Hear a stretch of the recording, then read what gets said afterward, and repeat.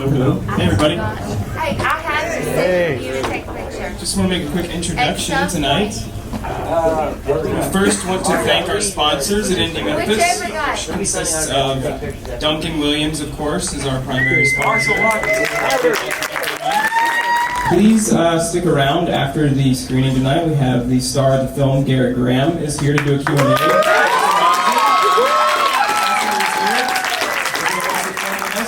Without further ado, everybody, the cult classic Phantom of the Paradise. Before we start, Yes. I just got a couple of things I would like to say. I want to, I've heard, can you all hear me? Yeah, I've heard many versions of the songs over the years, but I've never heard acoustic versions.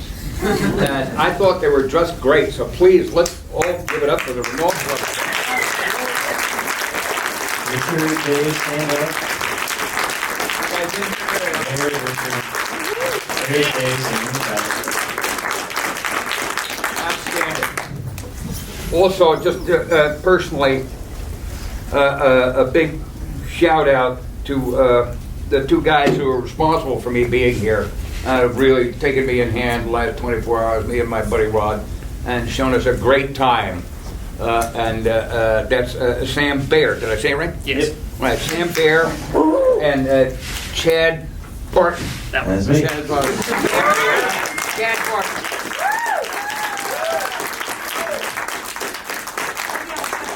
I gotta say, this is my first visit to Memphis, and the people here are so nice. We've been treated so well. Everybody's been so friendly. I hope I have another reason to come back here sometime, because it's really nice here, man. I've really enjoyed myself.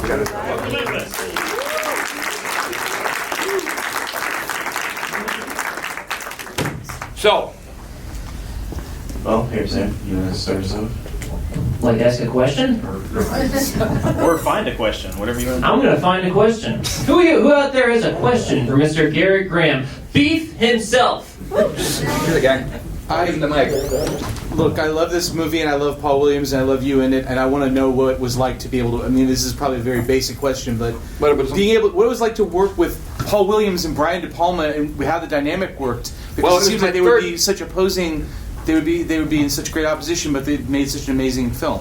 So, Opposition, in what sense? oh, just because they're both great minds, and they both work You mean very two feverishly. colossal egos colliding? That was right. I was trying to be nice. Yeah.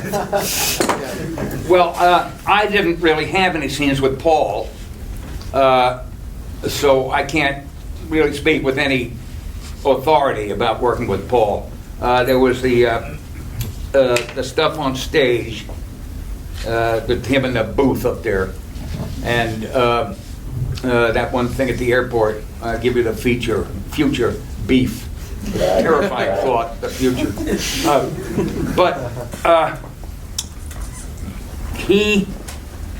Everybody understands that's not me singing Life at Last, right? Everybody knows that?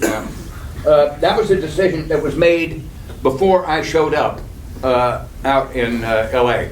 I'd gotten the part from Brian, with whom I'd worked with, for whom I had worked on two previous occasions. But I got out there prepared to sing the song and was told that it had been recorded already by a guy who, as I understand it, was a friend of Paul's, and I don't remember all the details, but he may have been hurting for a gig. I'm not sure. Well, he did a great job, let's face it. It's a great vocal. But I never had a shot at it. And it's my pleasure to tell you now that Paul regrets it. And wishes he had let me sing it. I guess enough people told him that he should have let me sing it, so that he actually believes them now. But as for Brian, as I say, it was my third picture with him. I'd done two, his first two, what I guess you would call sort of overground, the films, as opposed to underground. In '68, Greetings, and the next year, Hi Mom. And Greetings, well, in a way, Phantom is sort of a transitional jump from him, from his earlier style, which was Greetings, Hi Mom, and a couple other things, sort of loose and wacky comedy, to his next few films, which included Carrie, and of course now it's all incredibly serious. And, you know. But I had gotten the part in Greetings from Brian while I was still at college, and young and dumb and full of, and didn't know enough to complain or question anything. He said, "I'd like you to do this," and I said, "Well, all right, I'll do that. How about if I do this too?" It was just a very cordial, or not cordial is not the word. It's not a cordial guy exactly. It was a good mutual artistic relationship, you might say, to put a kind of hoity-toity tone to it. But he knew, I knew what he wanted somehow, and he knew what I wanted or could do, and we didn't have to talk much to each other. It was pretty intuitive after a certain point.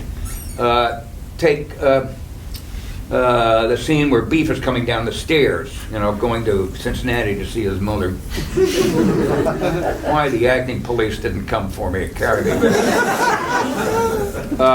But I should point out, parenthetically, before we start talking about that a huge part of the reason that the Beef stuff works so well is my partner, George Memley, without whom those scenes would have been dead in the water.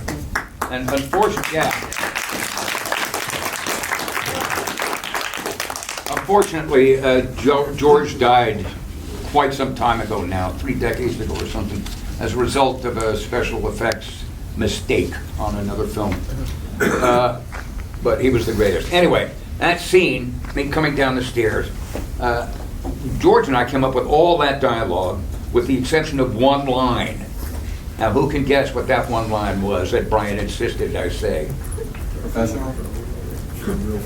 Anyone? Real, drug real. I know drug real from real. Brian wanted to be sure that line got in it. And there were a few other, on every occasion that I worked with him, just a few lines here and there that he absolutely insisted on having in the scene, But otherwise, we all had freedom, really. We had a lot of freedom. And that means, among other things, that you feel as though you're really contributing to the thing, You feel like a creative partner in a way, I guess is one way of putting it. And the stuff that worked, he was fine with. If it didn't work, he'd tell you, do something else. But it was great. It was really enjoyable to have that kind of freedom. I was spoiled, I did 3 films with him before I went to Hollywood and was able to read the writing on the wall at last. It's a very different experience doing an episode of Starsky and Hutch, believe me. What? You're not hearing me? I think just make it better. I'm a trained theater actor. Fill the room with my voice. Oh, he's got this. All right, who's next? There you go. Speaking of freedom, the wardrobe in this movie is very eclectic and over the top. So my question is, could you elaborate on Rosanna Norton and your design on your wardrobes and your changes in this film? She was the greatest. Rosanna was the greatest. Again, it was a creative partnership vibe going on there. She was up for anything. She came up with the snakeskin suit.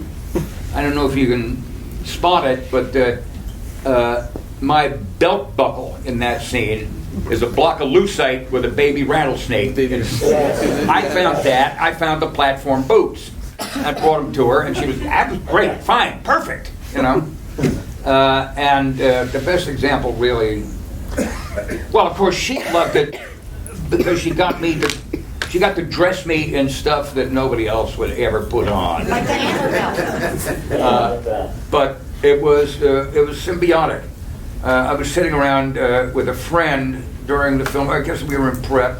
A friend who wasn't in the movie, and we were, as I recall, we were enjoying some herbal cigarettes, maybe, and talk about possibilities for Beef's wardrobe. And my buddy Bill said, "What about an antler belt?" We fell out. We thought this was the funniest thing we'd ever heard. An antler belt. And under the circumstances, if you can picture yourself in a situation like that, it is kind of amusing. And I went into Rosanna. I'm just going to toss this at you, Ro. What do you think about an antler belt? And there it was the next day on the set. Unbelievable. The greatest. We had some ideas that didn't fly. Bill suggested that on the platform boots, I should have a little cage on the front of each boot with a live baby chick in it. I don't think so. I don't want to be responsible for the mutilation of those babies. But yes, it was, and the stuff, the Phantom, stand up, man. Turn around, turn around.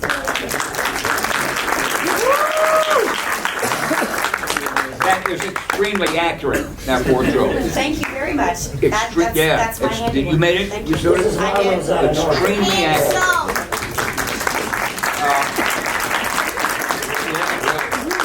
But what fun it must have been to come up with the stuff. Yes. You know, I think if Rosanna were here right now, she would agree that it was a blast. She had some roadblocks too. The stuff in the theater there, shot at the Majestic Theater in Dallas, which actually is most of the movie. And Wow. incidentally, the Majestic is now on the National Register of Groovy Historic Spots. But at the time, it was sort of white elephant. The days of vaudeville having come and long gone, and it wasn't working as a movie theater, whatever it was. And it was a sort of a weird area of downtown that wasn't happening at all. So whoever the owners were told us, the art director and so on, that we could do pretty much whatever we wanted with it, which included painting the walls bright red, obviously, and building that ramp out into the audience. Anyway, I digress. The dancers in the final scene there, particularly the wedding scene, were girls from SMU, good Baptist young ladies, and when they saw the costumes for that scene, the bird costumes, as originally conceived, there was no back to the costume, if you follow me. A lot of sweet cheeks hanging out, and they wouldn't go for it. The SMU girls would say, "No, I absolutely refuse. You know, everything from it's against my religion to my mother will kill me." So Rosanna had to go out on a Sunday in Dallas, Texas, and find 20 pairs of panties that she could dye black overnight. That's heroic. Sunday, that is heroic. She actually pulled it off, as you can see. So there were moments like that, but she delivered, there's no question, she delivered in spades. Yes, she did. Spades. Wonderful. Another question for, yes, Gerrit Graham. What is your top 5 favorite horror movies? I didn't hear 5 favorite. Top 5 favorite horror movies. Mine. Well, we talked about this a bit earlier. I am a huge fan of the Alien tetralogy. Those 4 films. I think they're fantastic. And each one is a classic of a different genre. The first one is a Frankenstein movie, basically, a monster movie. The second one is like an army movie, the Rat Patrol, parachutes in behind enemy lines, has to fight their way in. The third one's a prison movie, obviously. And the fourth one, what did we decide? Women's empowerment film. Yeah, right. But each is extremely successful in its own right. But I would have to include also the original Frankenstein. I mean, I don't think you can beat that with a stick. It's the greatest. And the original Dracula with those are great movies. What passes for a good horror movie these days, blood and gore, and yeah, Exactly right, young lady. Your head's screwed on tight. Good. That stuff, it seems unimaginative to me, you know. One version or another of people having their heads ripped off or their guts spilled and doing the incredibly stupid horror movie thing. Don't go in that room, you dumb bitch. So, does that answer your question? Another question for Gerrit Graham. Next question, please. Two gold records. Please shout. Who was the guy with the blonde shag that was crawling along beside me? I'm going to have a tough time remembering his last name. Bill, he was a pal of Brian's from New York. And he was a member of the Living Theater troupe. And some of you may have some idea who the Living Theater was. It was an avant-garde theater troupe in New York. And Brian charged him with putting together some kind of troupe of loonies to spice up the wedding scene, basically, to keep things happening, you know, to keep the crowd alive. And that's what Bill and his buddies do in that scene. You know, every time things start to slow down, Bill and his gang there was there to goose it up. For instance, they're right there when the curtain opens after beef has been fried, and Phoenix is standing right there. You know, they're his people are the ones right in front screaming. I was just going to tell you about the wedding scene. An interesting factoid: the people who were filming for Swan, it's death records on their bags or whatever, their T-shirts, whatever, who are covering the thing for Swan, which of course he is contractually obligated to do by whoever it is contractually obligated, and Satan, I guess, were actual cameramen who were shooting the scene. And Brian's idea, they were, one of them was I can't remember anybody's last name, another Bill who had been a combat photographer in Vietnam. So you couldn't phase him, really. He actually had shot Greetings, that first, Hi Mom. Anybody here seen Hi Mom? Yeah. Yeah, well, it's a good picture, don't you think? In its own peculiar way. Yes? Very good. Doesn't sound very enthusiastic. Well, the point is that it has a lot of handheld camera stuff in it. So he put together this group of 3 or 4 cameramen who they got all the close-up shots of Swan and Philbin taking it in the Beano there and stuff like that. I thought it was an incredibly shrewd move because it meant that it wasn't necessary to stop for this new setup or that new angle on this and that. Everything was gotten at the same time. I thought that was pretty clever. So that's that, dug it. Got time for 2 more. Were there any artists that you based Beef's stage persona? Any musical artists that you based Beef off of? Were there any musical artists you based Beef off of? Trying to think. Well, I'll tell you, when I came out to meet with Brian and Paul Williams, having been given the role, they had told me that my college buddies Sean and Na were going to be the backup band. So I thought that was what was happening, you know. And so I came on all greaser and sang the song like that. No. Gerrit, could you make it a little more sort of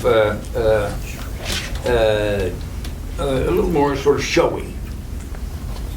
I had no idea what they meant, so I sang it again with a little more arm waving. At the point where they were saying to me, no, we'd like him to be flamboyant. And it finally dawned on me what they were talking about. Oh, you mean like this? That's it! They said, oh, God, this is perfect. To me, it was cheap fag shtick. Do you know what I'm saying? Yeah. it was something you do in a Second City scene, a comedy shtick, that's all.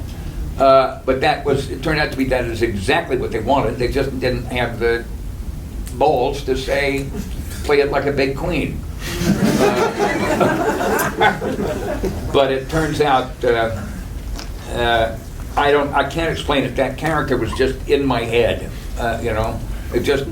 I didn't really put any thought into it. I hadn't practiced it or modeled it on anybody in particular. It was just there. That beef was lurking in my soul, man. It's depressing to think about. Any particular artists? I don't think so. I was very heavily into music. I was even a rock critic for a while. And I listened to absolutely everything. But did I say to myself, I'm going to make this like, one of the people these two guys referenced when they were trying to get me to make it more flamboyant was Jerry Lee Lewis. Did I make a conscious decision to come off like, no, I didn't make a conscious decision to come off like anybody. I just wanted, the one thing I wanted to be able to do was sing the song, and they aced me out of that. But it was rock and roll. I gave it everything I could. I didn't have anybody particular in mind. Now, of course, it's been said since that we were responsible for the birth of Kiss, because of the glitter and stuff, Sure. The black and white makeup. And does anybody remember a band? This is going to be a tough one. A San Francisco band called the Tubes. Yes. Fee Waybill. Yeah, very theatrical band. Wonderful. I loved the Tubes. And got to meet him, and lead singer Fee Waybill and I became friends. And he told me pretty early on that he had ripped off Beef wholesale, one of his own characters. So I guess the performance influenced some other people, which is sort of the opposite of what you're talking about. Yeah. Here we go. I have to ask, being in costume, how about any kind of tidbit or insight that you can share with the late and great Mr. William Finley and your relationship with him on the stage? Bill died a couple years ago. A great loss. He was a real sweetheart of a guy. He was one of the nicest, most sincerely sweet people I've ever known. He was a prince. And he was an old friend, really old friend, of Brian's, going back to college. And the part of the Phantom was written for Bill. And as originally conceived, did I tell the story already about this? No. As originally conceived, Paul Williams, who was the hottest musical ticket in town at that point, the hottest songwriter in town, having written huge hits for Barbra Streisand and the Carpenters, we've only just begun. He essentially donated his music to the movie in exchange for whatever part he wanted to play. His first choice was The Phantom. And then I suppose he went home and thought about it. Given my regular appearance, do I really want to play a weirdo? And decided against it. So he said he wanted to play Swan, which meant that the Phantom the part could go to Bill Finley, for whom it had been written and conceived. And at this point, the years on here, I can't imagine anybody doing a better job of it. But he was the antithesis of the Phantom character. He was a prince, and he and Jessica Harper, Phoenix, remained very good friends. When she died, he was distraught.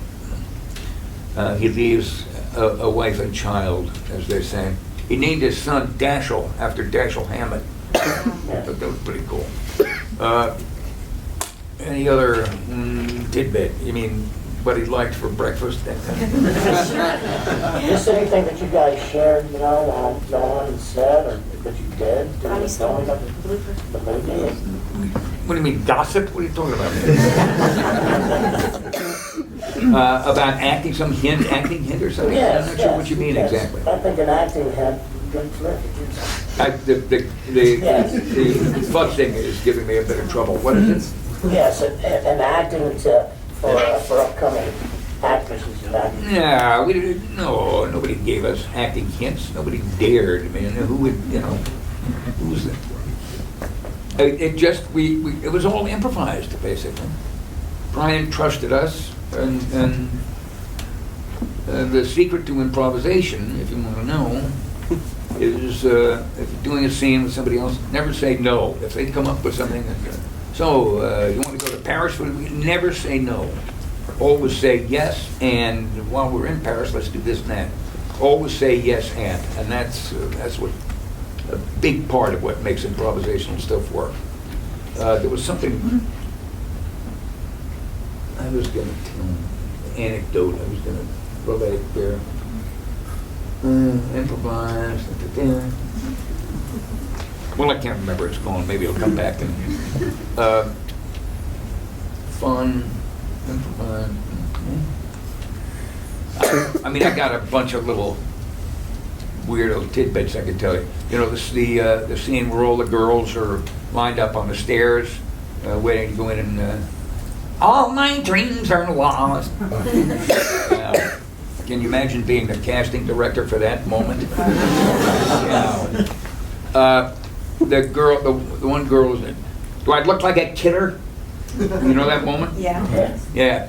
That line Brian gave her on the set because he'd just broken up with his then girlfriend, the actress Margot Kidder.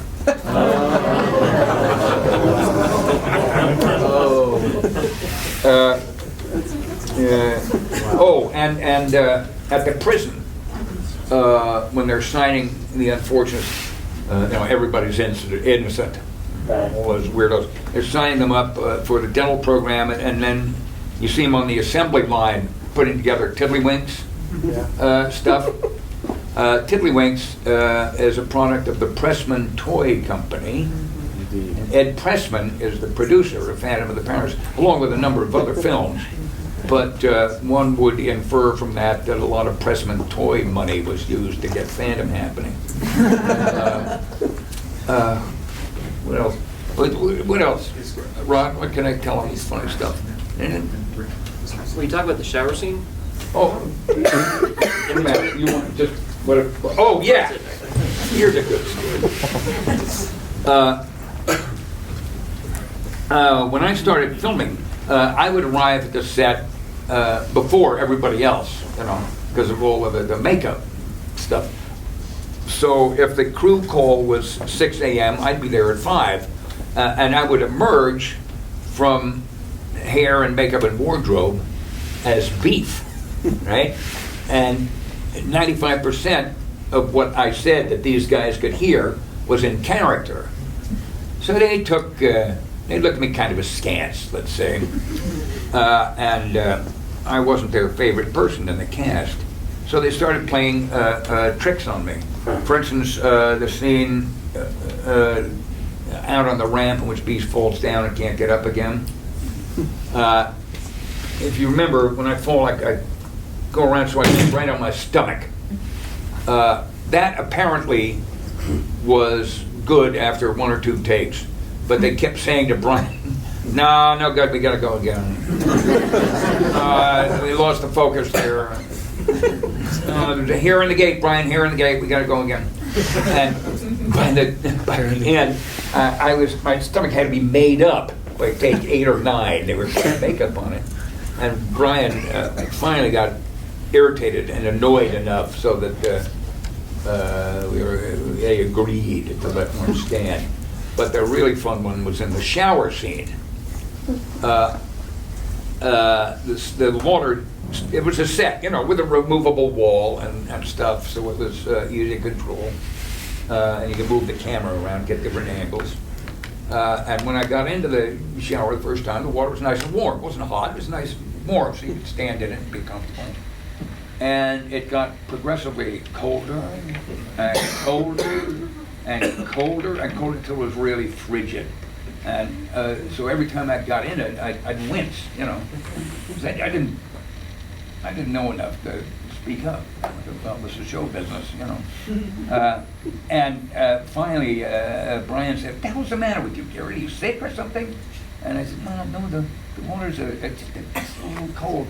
And the entire crew busted out laughing. And luckily for me, I thought it was funny too, so I started laughing too. And that did it. Now I was the crew's best buddy. Now they love me. Because I liked their joke. I don't know, they saw I was a regular guy, you know, despite the weird makeup. And we were down shooting over Christmas down there. And the crew gave me a Christmas present, which was the plunger that they'd shellacked, put a bow on it, and the card said, "To Beef, may you plunge your way to stardom." Is that what you meant? Is that what you're talking about? That's what I was talking about. All right, let's hear it for Gerrit Graham. National treasure, ladies and gentlemen. Now, this will be for anyone wants to give an autograph, my autograph, please, Thank you for coming, folks. Thanks for showing up.